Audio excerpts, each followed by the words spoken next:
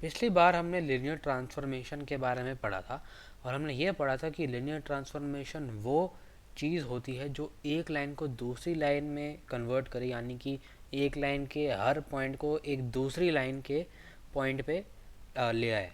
और उस ट्रांसफॉर्मेशन को हम इस इक्वेशन इन दो इक्वेशन से देखा था। ये जो ऊपर वाला डब्बा दिख रहा है आपको, एक्स डैश यानी कि x prime is equal to 2x+3y, और y डैश यानी कि y prime is equal to 4x+6y।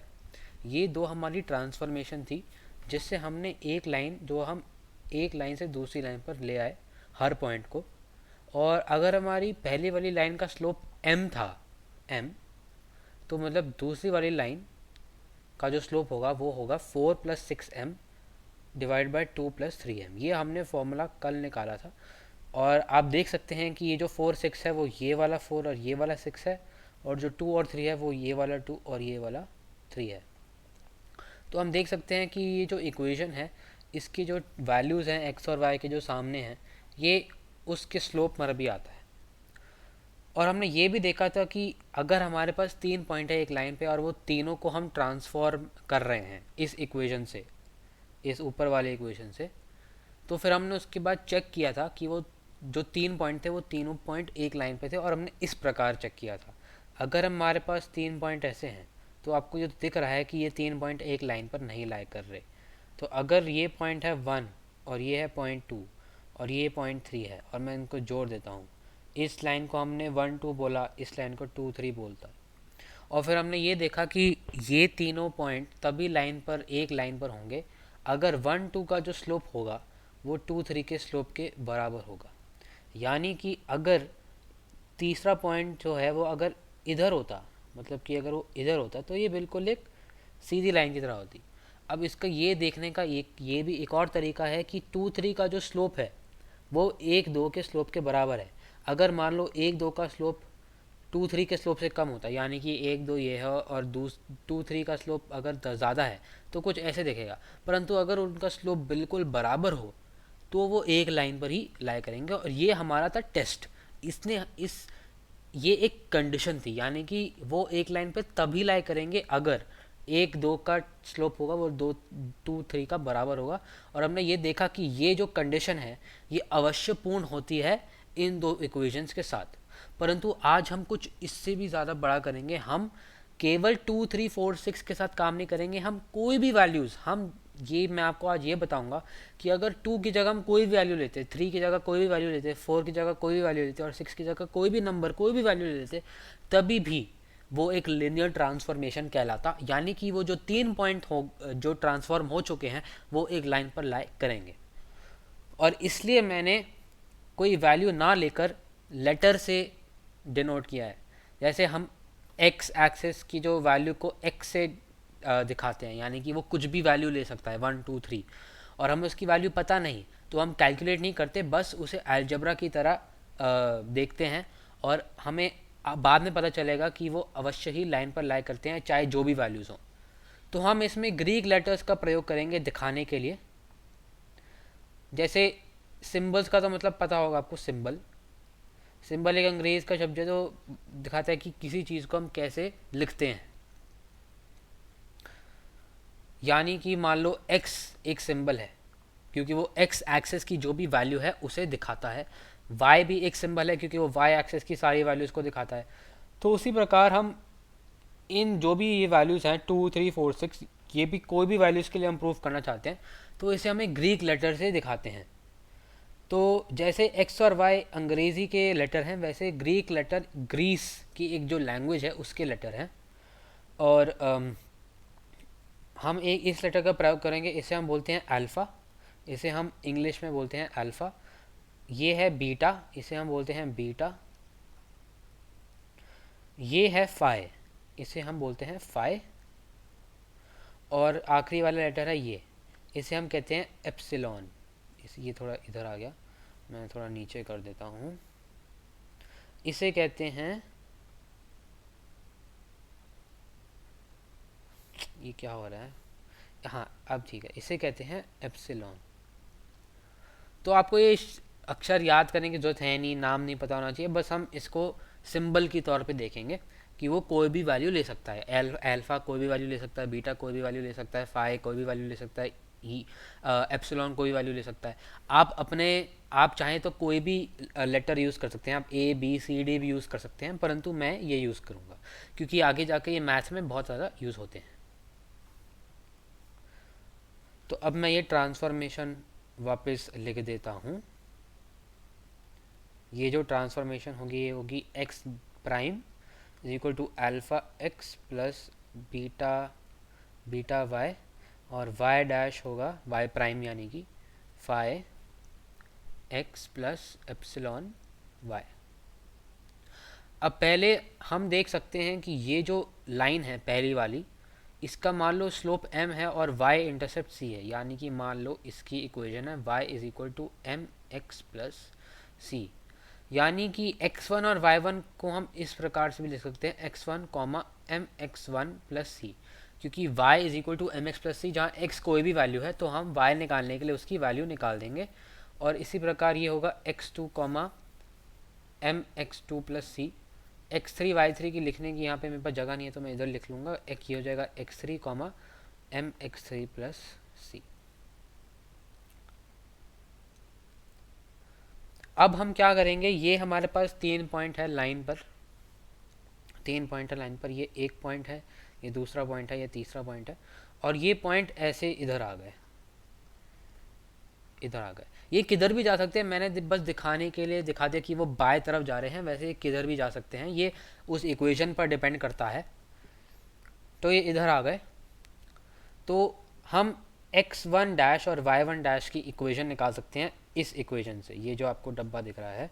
तो इसमें क्या होगा, x1 प्राइम, ये वाली जो इक्वेशन है इसमें डालेंगे तो ये हो जाएगा alpha x1 plus beta y1, यानी कि हम पुराने वाले जो कोऑर्डिनेट्स थे, पुराना वाला जो पॉइंट था उसको नए पॉइंट में उसके नए पॉइंट के जो कोऑर्डिनेट हैं x1 जो पहला कोऑर्डिनेट है x का, वो इस प्रकार रिलेटेड है, इस प्रकार हम कैलकुलेट करते हैं। और y1 प्राइम जो है वो होगा phi x1 plus epsilon y1। तो यानी कि जो x1 डैश है, यानी कि जो नया पॉइंट का x कोऑर्डिनेट होगा वो पुराने पॉइंट के दोनों कोऑर्डिनेट्स के ऊपर डिपेंड करते हैं, और इसी प्रकार जो नए पॉइंट का y कोऑर्डिनेट होगा वो भी पुराने पॉइंट के दो कोऑर्डिनेट्स पर डिपेंड करते हैं, क्योंकि दोनों इक्वेशन में, क्योंकि इस इक्वेशन में x1 डैश में x1 y1 दोनों है और y1 डैश में भी x और y1 दोनों है। तो ये आपको समझ आ गया होगा। अब हम क्या करेंगे, हम y1 की वैल्यू डालेंगे, ये जो हमने इक्वेशन बनाई थी लाइन की, तो ये बन जाएगा alpha x1 plus beta y1, y1 है एम एक्स वन प्लस सी, और इसी प्रकार ये बन जाएगा फाई x1 प्लस एप्सिलॉन, और ये y1 m x one plus सी।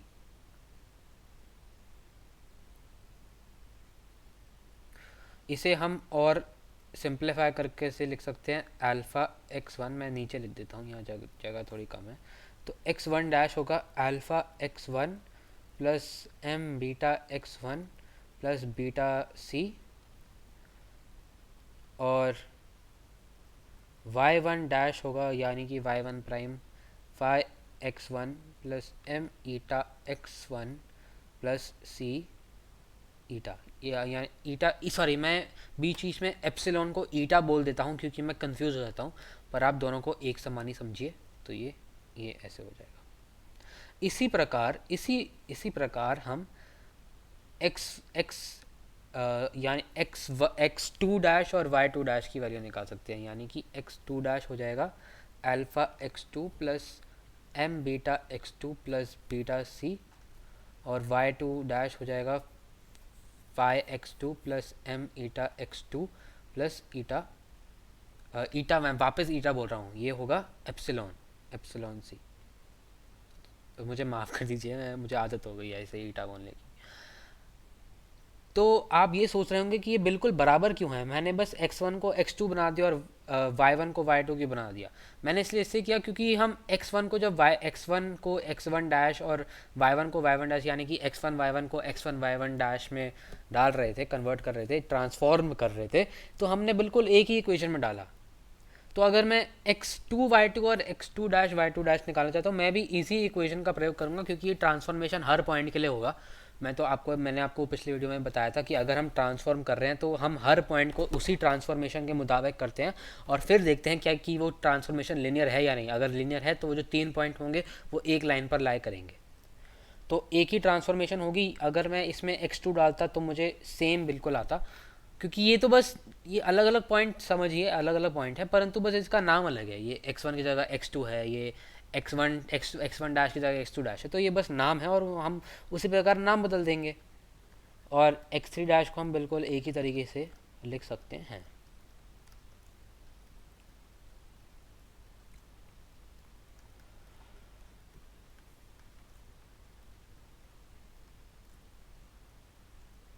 ठीक है, तो ये हमारी 3 इक्वेशन बन गई। ये वाला जो पॉइंट है ये था पहला वाला पॉइंट, ये दूसरा वाला पॉइंट और ये तीसरा वाला पॉइंट। अब मैंने कहा था कि अगर ये पहला है, ये दूसरा पॉइंट है और ये तीसरा पॉइंट है, मैं इसे अलग कलर में करता हूँ ताकि नज़र आ जाए। अगर ये पहला पॉइंट है, ये दूसरा पॉइंट है और ये तीसरा पॉइंट है, तो ये तीनों पॉइंट एक लाइन पे तभी लाई करेंगे जब जब 1 2 का जो स्लोप है, 1 2 का स्लोप है वो 2 3 के स्लोप के बराबर है। तो पहले 1 2 का स्लोप निकालते हैं। 1 2 का स्लोप होगा y2 dash minus y1 dash divided by x2 dash minus x1 dash. तो अगर हम y2 डैश को y1 डैश से घटाएंगे तो हमें ये मिलेगा एप्सिलॉन सी माइनस माइनस माइनस। तो आप देख सकते हैं कि यहाँ पे ये तो कट गया एक दूसरे से, और x2 डैश ये है, x1 डैश ये है। अगर हम इसे घटाएंगे तो बस हम इक्वेशन में डाल देंगे minus alpha x1 minus m beta x1 minus beta c. तो इसमें भी ये कट गए आपस में। अब हम क्या कर सकते हैं, हम इस ए कॉमन ले सकते हैं और इसे इसमें कॉमन ले सकते हैं। तो ये बन जाएगा phi into x2 minus x1, phi into x2 minus x1 plus, यहाँ पे थोड़ी जगह कम पड़ी है तो मैं थोड़ा x2 माइनस x1, तो आपको नजर ये हो गया phi into x2 minus x1, क्योंकि हमारे पास x2 माइनस x1 बच गया और हमने m टाइम्स एप्सिलॉन को कॉमन लेके x2 माइनस x1 कर दिया। आपको ये पता ही होगा कि अगर मेरे पास एक इक्वेशन है x y minus x z, और एक्स वाई का मतलब है एक्स मल्टीप्लाइड बाय जेड और एक्स जेड का मतलब है x multiplied by z, sorry ये एक्स मल्टीप्लाइड बाय वाई। तो मैं मल्टीप्लिकेशन साइन ऑफ बार बार नहीं लिखूँगा, और यही मल्टीप्लिकेशन साइन को हम उसे हटाकर जोड़ भी सकते हैं तो एक ही मतलब होता है। तो अगर मेरे पास x into y minus x into z है तो उसमें मैं x को बाहर निकाल के ऐसे लिख सकता हूँ। ये आप किसी भी नंबर के साथ ट्राई कर सकते हैं। अगर आपके पास मान लो 2 इंटू 5 है और आप -2 इंटू 3 कर रहे हैं, तो आपको पता है ये क्या होगा, ये 5 इंटू 2 10 होता है और 10 माइनस 6 होता है 4, पर आप इसमें 2 को बाहर निकाल सकते थे और ये बन जाएगा 5 - 3। 2 इंटू 5 - 3 क्या होगा, 5 - 3 होगा 2, तो यानी कि 2 इंटू 2 यानी कि 4। तो आपको पता है कि ये तो सही रहेगा। और यहाँ पर भी हम इसी प्रकार अल्फ़ा को पहले कॉमन लेंगे, बाहर निकालेंगे तो x2 माइनस x1, और यहाँ पर m बीटा को बाहर निकालेंगे और x2 माइनस x1। अब इसमें आप ये देख सकते हैं कि x2 माइनस x1 भी कॉमन आ रहा है, ये भी एक नंबर ही है। तो हम क्या कर सकते हैं, इसे ऐसे लिख सकते हैं phi plus m epsilon into x2 minus x1 divided by alpha plus m beta into x2 minus x1। आप देख सकते हैं कि ये भी कट गया क्योंकि डिवाइड हो रहे हैं, तो ये हो गया phi plus m epsilon divide by alpha plus m beta. तो ये है उसकी इक्वेशन, ये है 1 2 की इक्वेशन। अब हमें इसी प्रकार 2 3 की इक्वेशन निकालनी है और देखना है कि 2 3 भी यही होना चाहिए। तो हम 2 3 भी निकाल के देखते हैं, परंतु हमें निकालने की आवश्यकता तो नहीं है, क्योंकि ये बिल्कुल उसी प्रकार कैलकुलेट होगा। क्योंकि देखो, हमने जब x1 dash y1 dash x2 dash और y2 डैश के साथ किया, तो सिर्फ एक ही डिफरेंस था और वो था नाम में, x2 x2 x2 x2 और यहाँ पे x1 x1। और फाइनल वाली जो आखिरी इक्वेशन है उसमें ना हमारे पास x1 है, ना x2 है, ना y1 है, ना y2 है, कुछ है ही नहीं हमारे पास। तो इसमें आप आराम से ये देख सकते हैं कि हमें आवश्यकता है ही नहीं वापस कैलकुलेट करने के लिए, कोई आवश्यकता नहीं। तो इसमें x1 भी नहीं है, x2 भी नहीं है, तो कुछ फ़र्क ही नहीं पड़ता। तो अगर हम y3 डैश और x3 डैश, y2 डैश और x2 डैश के साथ अपनी स्लोप निकाल रहे हैं, मतलब 2 3 का जो स्लोप होगा वो होगा y3 dash minus y2 dash divide by x3 dash minus x2 dash. अब जब हमने y2 dash minus y1 dash और x2 dash minus x1 dash की वैल्यू कैलकुलेट की, तो हमें ये मिला। तो अगर हम ये कैलकुलेट करेंगे तभी भी हमें यही मिलेगा, क्योंकि इसमें केवल नाम का डिफरेंस है। इसमें y2 की जगह y3 है, y2 डैश की जगह y3 डैश है, y1 डैश की जगह y2 डैश है, x2 डैश की जगह x3 डैश और x1 डैश की जगह x2 डैश है। तो इसमें कुछ फ़र्क ही नहीं पड़ता। और हमें आखिरी वाली इक्वेशन में भी ना x1 डैश मिला, ना y1 डैश मिला, कुछ मिला ही नहीं, सिर्फ यही मिला। और इसलिए ही हम ये भी कह सकते हैं कि इसकी जो वैल्यू होगी, 2 3 का जो स्लोप का वैल्यू होगा, ये होगा बिल्कुल बराबर। तो आप, अगर आप संतुष्ट नहीं हैं, आप इसे वैल्यू डालकर देख सकते हैं और आपको यही आंसर मिलेगा। तो हम ये दिखा चुके हैं कि 1 2 का जो स्लोप है वो 2 3 के स्लोप के बिल्कुल बराबर है, यानी कि पॉइंट 1 2 3 लाइन पर लाई करते हैं और ये अवश्य अवश्य एक लिनियर ट्रांसफॉर्मेशन है। यानी कि अल्फ़ा बीटा फाई और ईटा और एप्सिलॉन अगर कोई भी वैल्यू ले लें तभी भी वो लिनियर ट्रांसफॉर्मेशन होगी। तो इसमें मैं एक चीज़ दोहराना चाहता हूँ, ये फॉर्मूला यहाँ पे था, तो मैं ऊपर सब कुछ मिटा देता हूँ। मुझे आपको एक चीज़ दिखानी है जो हमने पिछले वीडियो में देखा था।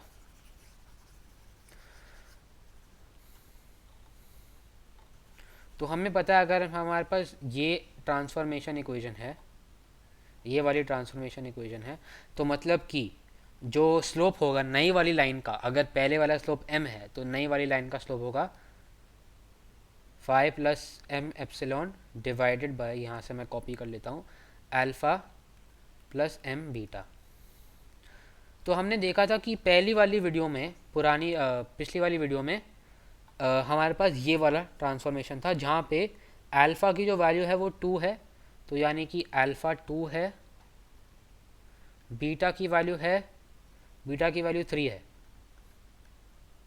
और फाई की वैल्यू 4 है, और एप्सिलॉन की जो वैल्यू है वो है 6, एप्सिलॉन की वैल्यू है 6। तो यानी कि हमें ये फॉर्मूला मिला था 4 प्लस 6m। अब 4 क्या था हमारा, 4 था फाई, 6 क्या था हमारा एप्सिलॉन m डिवाइडेड बाय 2, 2 क्या था अल्फ़ा m, 3 क्या था हमारा 3 बीटा। तो ये हो जाएगा बीटा m, और यही हमें इक्वेशन आज भी हमने मिली। तो हमने इसको जनरलाइज कर दिया। ये एक अंग्रेजी में शब्द है, जनरलाइज का मतलब होता है कि हमने उसे हर वैल्यू के लिए कर दिया। पहले तो हमने सिर्फ 2 3 4 6 के लिए किया था, अब हमने सारी वैल्यूज़ के लिए कर लिया उसे जनरलाइज। तो इसे देखना बड़ा आसान था, हमने लिनियर ट्रांसफॉर्मेशन आज पढ़ ली है। परंतु उससे पहले मैं आपको एक बहुत आसान सी लिनियर ट्रांसफॉर्मेशन दिखाऊंगा जो समझने में बड़ा आसान है। हम उसकी मैथ वैथ नहीं पढ़ेंगे क्योंकि उसके लिए आपको थोड़ी ट्रिग्नोमेट्री की ज़रूरत पड़ती है, तो हम वो नहीं पढ़ेंगे, पर उसे समझने की आवश्यकता भी नहीं जो हम करना चाहते हैं। तो मैं बस आपको दिखा देता हूँ कि मैं क्या कह रहा था। तो आपको पता ही है कि लीनियर ट्रांसफॉर्मेशन वो होती है जिसको हम ट्रांसफॉर्म करने के बाद एक और लाइन प्राप्त करते हैं। तो अगर मेरे पास एक पहली वाली लाइन थी, ये वाली एक पहली वाली लाइन थी, उसको मैंने एक इस पॉइंट के आसपास मैंने उसे घुमा दिया, यानी कि ये मैंने इस तरफ घुमा दिया, तो ये वाली जो लाइन होगी वो ऐसे दिखेगी, और ये जो एंगल था घुमाने का वो था थीटा। तो इसमें मैं आपसे पूछूंगा कि ट्रांसफॉर्मेशन क्या होगा। तो ट्रांसफॉर्मेशन ये लिनियर होगा, क्योंकि हमें पता है कि जो पहली वाली लाइन है हमें एक और लाइन मिली, ये पूरी जो लाइन है वो एक और लाइन ही है। तो जो ट्रांसफॉर्मेशन होगी किसी भी पॉइंट के लिए, किसी भी पॉइंट जो इस लाइन पर होगी उसका ट्रांसफॉर्मेशन इस प्रकार का होगा, x dash equal to alpha x plus beta y और y dash is equal to phi x plus epsilon y. ये इसी प्रकार का ट्रांसफॉर्मेशन होगा। परंतु हम ये देखना चाहते हैं कि अगर थीटा की वैल्यू अलग हो जाए, यानी कि अगर थीटा बढ़ गया तो जो नई वाली हमें लाइन मिलेगी वो थोड़ी ऐसी मिलेगी। अगर पहले थीटा हमारा ये छोटा सा था, फिर हमारा थीटा बढ़ गया, इतना हो गया थीटा, तो जब थीटा बढ़ गया तो ये ट्रांसफॉर्मेशन भी चेंज हो गया। यानी कि मेरा कहने का मतलब है कि अगर मेरे पास एक ग्राफ है और ये मेरी पहली वाली लाइन है, ये मेरी दूसरी वाली लाइन है, तो अगर ये मेरे पास पहला वाला पॉइंट है ये एक्स वाई, और जब मैंने इसे ट्रांसफॉर्म किया नई वाली लाइन पे जो थीटा पर है, ये एक्स डैश वाई डैश बन गया, जहाँ पे एक्स डैश वाई डैश को हम इस प्रकार से निकाल सकते हैं। परंतु जब मैंने इसे एक और बार रोटेट किया तो मुझे एक और लाइन मिल गई, ये उसी कलर में करता हूँ, एक और लाइन मिल गई, और ये इसका जो थीटा है वो ज़्यादा बड़ा है। पहले वाला तो सिर्फ इतना थीटा था छोटा सा, अब ये हो गया, क्योंकि ये पहली वाली लाइन थी और ये दूसरी वाली लाइन बन गई जो फाइनल वाली लाइन है। ये इनिशियल है, ये फाइनल है, इसका थीटा जो है वो काफ़ी बड़ा है। तो इसमें हम देख सकते हैं कि ये जो पॉइंट था वो इधर आ गया और इसके हैं एक्स डैश वाई डैश। तो आप ये देख सकते हैं कि एक्स डैश वाई डैश इस एक्स डैश वाई डैश के अलग है। तो मैं इसे एक और बार समझाता हूँ क्योंकि मुझसे बन नहीं रहा ढंग से डायग्राम, अब आपको समझ आ जाएगा। ये है मेरा ग्राफ,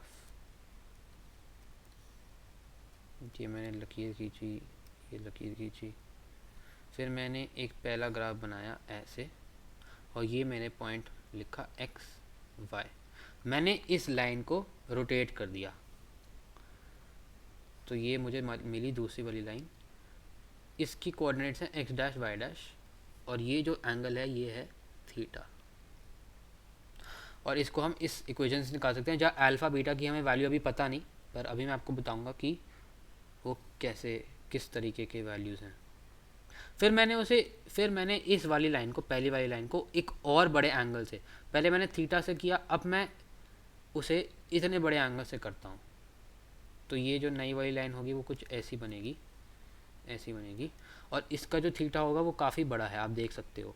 और इस केस में ये पॉइंट जो है वो इधर आ गया और ये जो पॉइंट है वो अब इधर आ जाएगा, तो ये है एक्स डैश वाई डैश। परंतु आप देख सकते हैं कि ये वाला जो एक्स डैश वाई डैश है वो इस वाले एक्स डैश वाई डैश से अलग है। यानी कि जब मैंने थीटा को चेंज किया तो एक्स डैश भी चेंज हो गया, और जब मैंने थीटा को चेंज किया तो वाई डैश भी चेंज हो गया। यानी कि वो दोनों एक्स जो फाइनल जो बाद वाला कोऑर्डिनेट है, जो ट्रांसफॉर्म हमें करने के पश्चात मिलता है, वो थीटा पर डिपेंड करता है। तो हम क्यों, तो अगर एक्स डैश की वैल्यू थीटा पे डिपेंड करता है और वाई डैश की वैल्यू थीटा पे डिपेंड करता है, और एक्स और वाई तो हमारे पहले वाले कोऑर्डिनेट थे जो बिल्कुल एक ही रहते हैं, यानी कि अल्फ़ा और बीटा भी थीटा पे डिपेंड करने चाहिए। तो अगर एक्स डैश थीटा पे डिपेंड करता है, क्योंकि हम देख चुके हैं कि एक्स डैश अलग है बड़े वाले थीटा के साथ, तो एक्स डैश होगा alpha of theta. Alpha is a function of theta, इसलिए मैंने इसे ऐसे लिखा, और beta is also a function of theta. Function का मतलब वो होता है जो चीज़ डिपेंड करती है, तो अगर अल्फ़ा थीटा पर डिपेंड करता है तो alpha is a function of theta. इसी प्रकार मैं इसे ऐसे लिखूँगा, pi is a function of theta x plus epsilon is a function of theta y. तो इस इक्वेशन को अब मैं इस प्रकार लिखूँगा, इस इक्वेशन को मैं इस प्रकार लिखूँगा, और इसका अर्थात यही है कि अगर मेरा थीटा चेंज हो गया तो मेरी एक्स डैश और वाई डैश की वैल्यू अलग होगी, और यह वैल्यूज़ तभी अलग हो सकती हैं जब अल्फ़ा और बीटा अलग, अल्फ़ा बीटा फाई और एप्सिलॉन थीटा पे डिपेंड करती हैं, क्योंकि एक्स और वाई तो हमारा पहला वाला ओरिजिनल कोऑर्डिनेट है जो चेंज नहीं होता। इस वीडियो के लिए काफ़ी धन्यवाद।